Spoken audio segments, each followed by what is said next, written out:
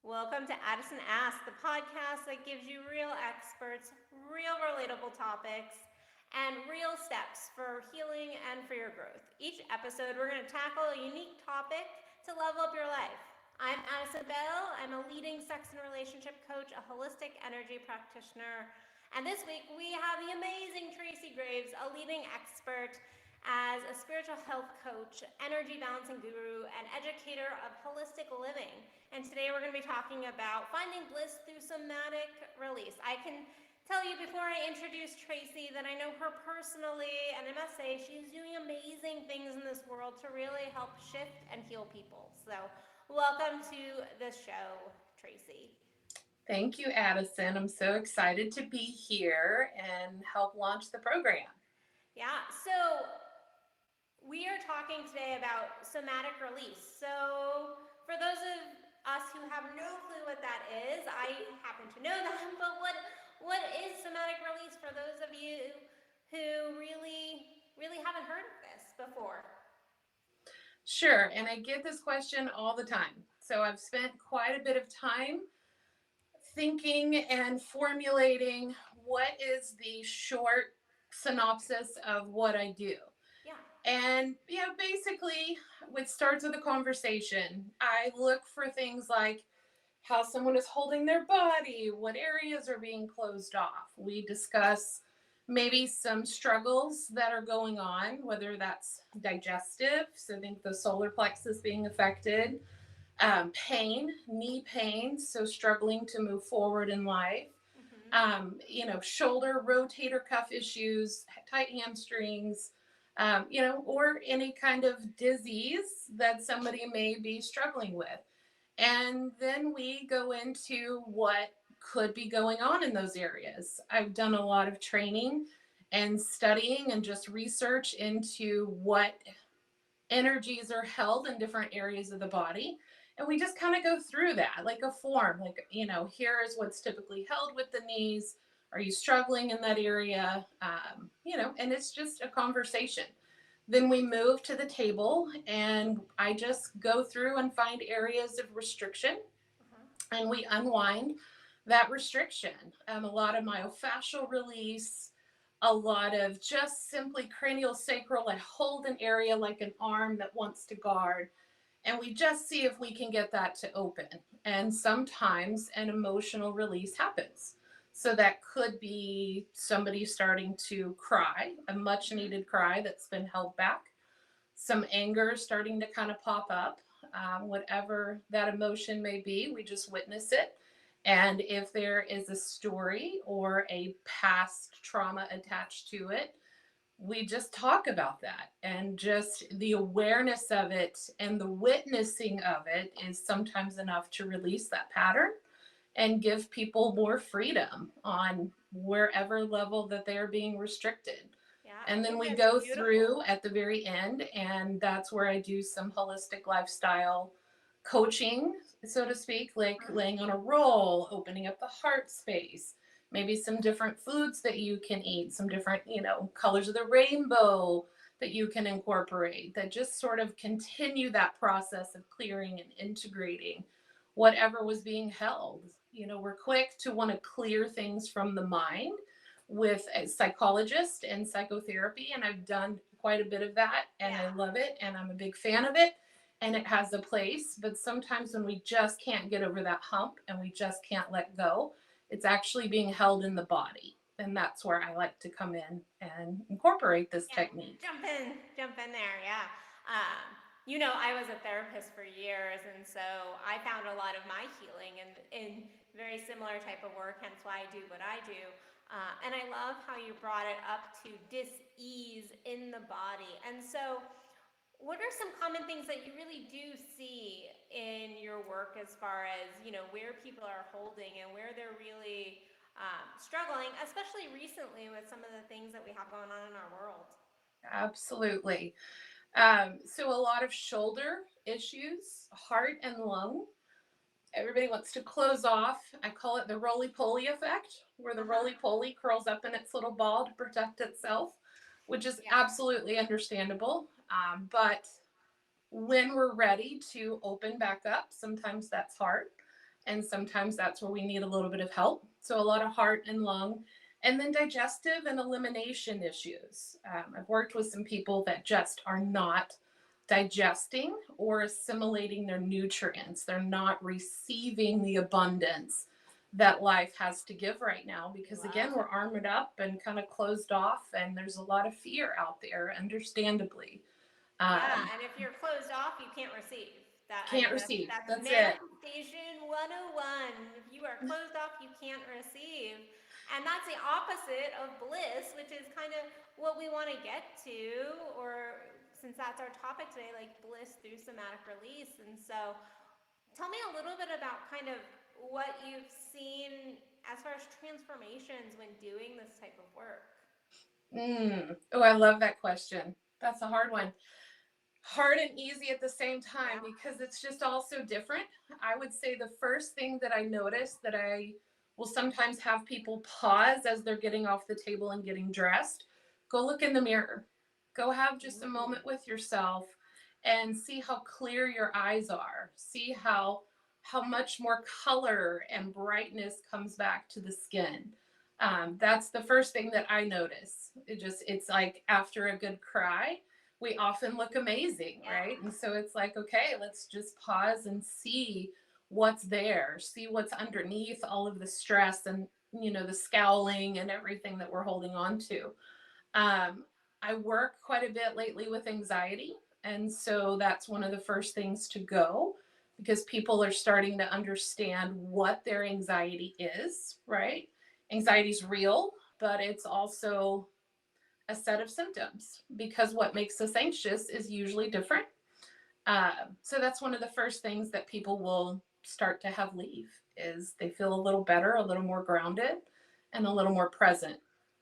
I love that you have people look in the mirror because I think this is something that we might look in the mirror quickly when we're doing our hair or putting on our makeup if we're a woman, but it is rare that people literally look themselves in the eyes, take that moment to really connect with themselves. And so I think that that is a beautiful practice that you've got there, just even just having people look themselves in the eyes. So I think there is so much to your practice of getting in the body, and I think we have such a resistance to the body, even if we're really spiritual people. And so where do you see a lot of people resisting this work? I know in my work I see people who they say they want to do the work, but then when they get in there, it can be challenging because it really does kind of push us. Yeah. I see a lot of resistance due to fear.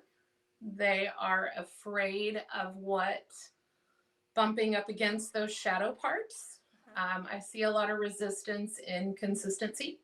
People feel often that they don't have time to incorporate self-care. And when I say self-care, I mean real self-care, not the occasional, massage, not the occasional, I get my hair done, really, truly digging in deep and spending time with self, right? I mean, people have kids, they have jobs, they have busy lives. So fear and time issues are probably the biggest roadblocks that we hit. Okay. Where do you feel like people start to fall off of their practices in terms of, I think like people will start really, really strong. And so where do you see kind of that falling off process, like within even just your work as far as like, is it the first session? Is it when they hit, trauma? Is it when they actually have to commit to themselves? When they start to feel better. When they start to feel better, they're like, okay, everything is fixed and I'm done. And sometimes that's not the case. Sometimes we're feeling better in the moment and we really need to dive into more consistency at that point. Consider that a crossroads, right? I'm feeling better and I can continue down this path and really make permanent changes, or I can kind of start slipping back into what was so comfortable before and then start regressing. And then we get into the dialogue. Well, now it's not working. I tried, but it just doesn't work. Yeah. Yeah. So you say when people feel they're done or they're kind of fixed. Do you think we're ever fixed somatically? Ooh. I think we get to a point of maintenance. And that to me takes some really good connection and self awareness. So that way, you're feeling good and that is your new norm. And, you're moving through and embracing life, embracing bliss, branching out, edging out your boundaries. And then something happens, like all of a sudden, maybe your digestion's a little off, or that right knee is starting to feel a little sticky.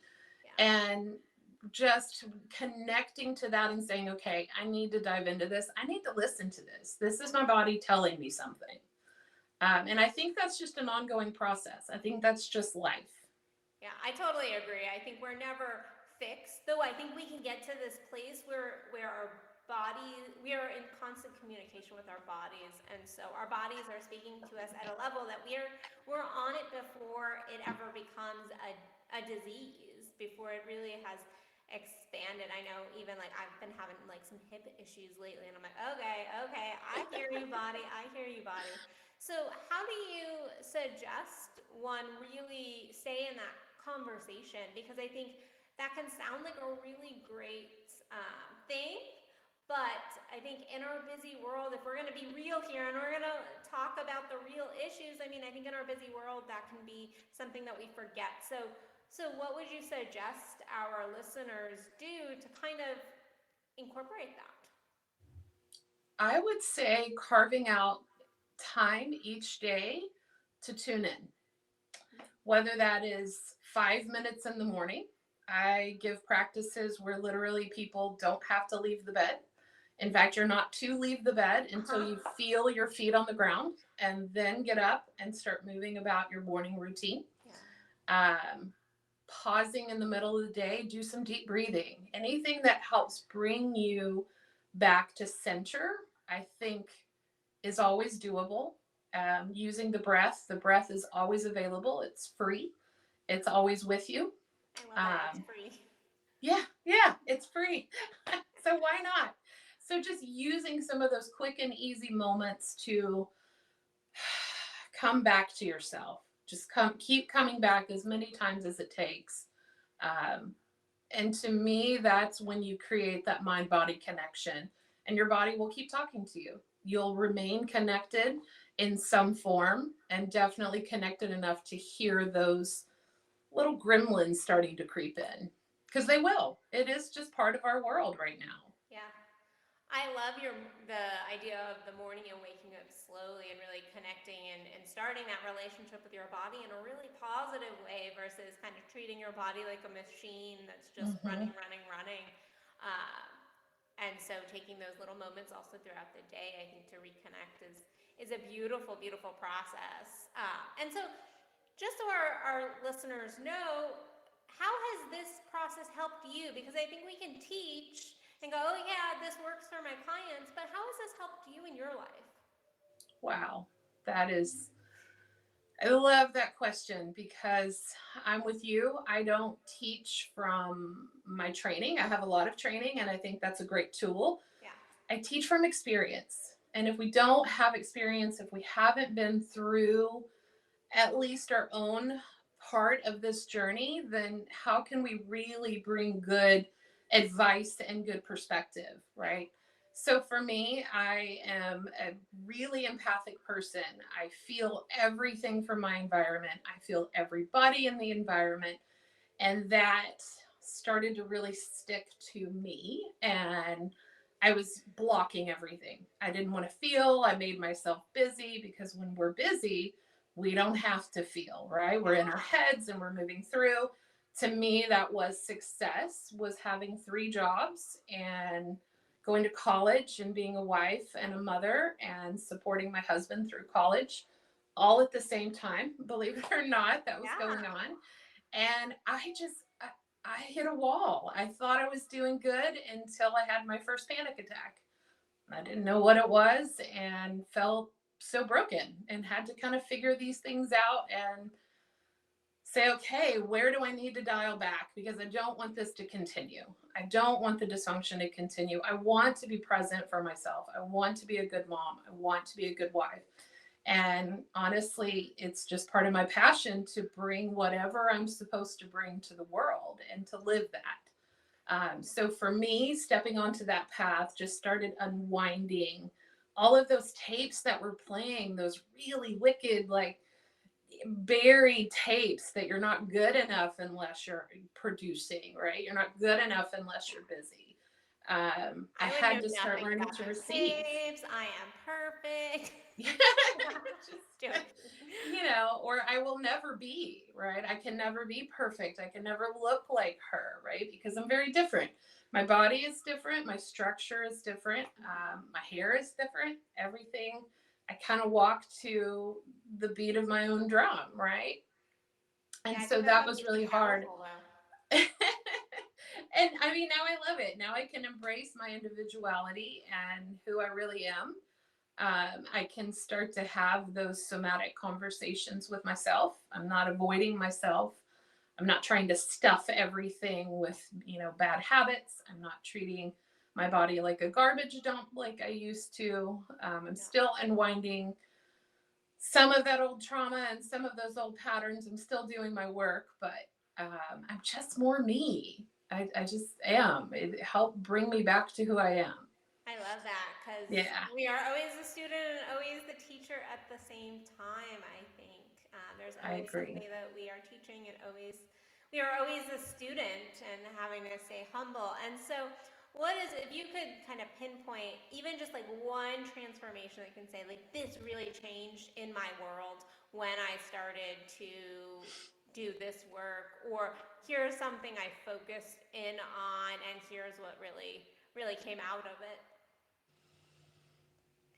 Self-love and receiving, that was a really big turnaround for me. And honestly, I'm going to just be dead honest here. It was somewhat recent that I really truly embraced it for the Yeah. first time. I thought I was receiving, I thought I was on that path. um, but yeah, I wasn't. There was more there. And working with Kendall Williams, your counterpart, being in that tantric coach practitionership that I'm in, that made a huge impact. It really did. It brought my sacral center into alignment, into more alignment, I should Yeah. say, and talk about opening up to abundance and receiving on a level more than I thought was possible. That is amazing. Thank you for It sharing is. that piece. And I think, in truth, thank you for sharing that you just kind of came around to the fact that, oh, wow, I thought I was loving myself. And then look, there was still more to do, because I think that is being real and that's being truthful and authentic. Because I know there's places in my journey that I'm still working on, or I will have new realizations. And I think that is oftentimes what we are missing in the world, is like that real of like, no, I'm not done. Yes, I can still be a coach. Yes, I can be a teacher, but also I am back to that like that student thing. And so thank you for Mhm. sharing that uh, real life piece. And so now to kind of move on to our fun little quirky time. Okay. It's our fast track questions. They don't have to be that fast this time. Uh, but what is one fun, quirky little thing about yourself that most people won't know? Okay. I would say that I have some really strong intuitive gifts. I am very clairvoyant, Yes. meaning I see with my inner eye. I see pictures, I see things. That's how I navigate the world. I have really strong inner hearing. I can often dialogue. What is this? Where is that? Where did I leave it? And I will often hear the answer, and I can go right to it. I do tell some people in my closer circle, they are aware of those intuitive gifts being so strong and online. But for the most part, I kind of keep that to myself. Just I think some people aren't sure how to receive it or how to trust that. Yeah. So honestly, it is part of who I am, and it opened up in a big way. And so here I come. Yeah. Knowing you, I know that is true for you. You have some amazing, empathetic, and clairvoyant gifts. Uh, so I always like to leave the podcast with, what is one question you really want our followers to leave asking themselves in order to move forward on their own journey? Absolutely. That's a good one. How can I be more present with myself? How can I, if I can't carve out more time, if I can't do something big, work with a practitioner, if I can't do that, what is one thing I can do? And that's just grounding and centering. It would be my advice to that. It can be healing in and of itself. It's something so simple, something we take for granted. But that would be the question and response that I would send out there is how can I be more present? What can I do to be more grounded and centered in this moment? Even if things go crazy 5 minutes later, at least you had that moment of just taking a breath. And I guarantee things won't be so crazy if we can continue to do that. So just how can I be more present with myself and with others? That's beautiful. Thank you for that. So, Mhm. where can people find you? Like, how can they get in touch with you? So my name, Tracie Graves Therapy, and I'm at gmail.com. My website is traciegravestherapy.com. I work for a really amazing wellness center. I office out of there, and there's some great practitioners. And that is Restore and Revive FW for Fort Worth.com. I have a bio. You have links to my calendar. You can look at my schedule and then look to see some of the other amazing things that we offer as a community. Yeah. And those are going to be the best, quickest ways to get in touch with me. Wonderful, and I will make sure that all of those links are in the attached information to this podcast. And so I want to say thank you again, Tracie, for your time.